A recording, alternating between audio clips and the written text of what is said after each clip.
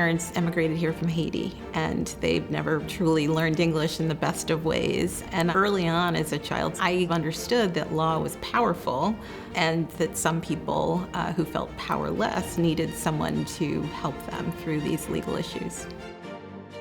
I'm most well known as somebody who has written about, testified about, litigated issues around forced arbitration.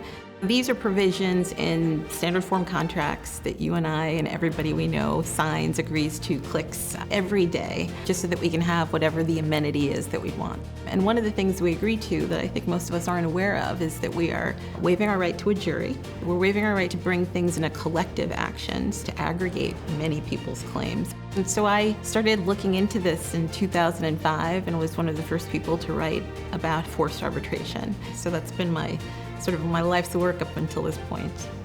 My goal here is to try to get a particular statute enacted, and it's called the FAIR Act, the Forced Arbitration and Justice Reform Act. That would essentially say that forced arbitration is just simply banned. In 2020, I testified before the Judiciary Committee of the House on a bill called the Ending Forced Arbitration and Sexual Assault and Sexual Harassment Act. This piece of legislation is very narrow.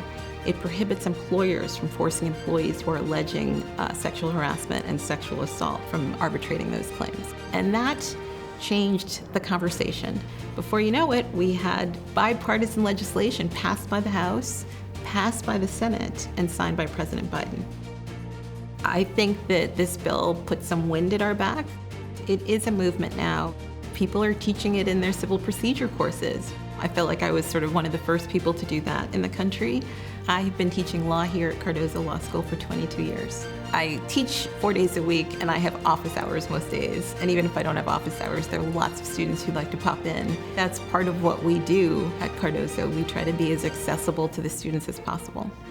Just watching the trajectory of students is not something I had thought about before I became a law professor. It never occurred to me that I would feel this sort of mama bear pride, but I do, literally every single day.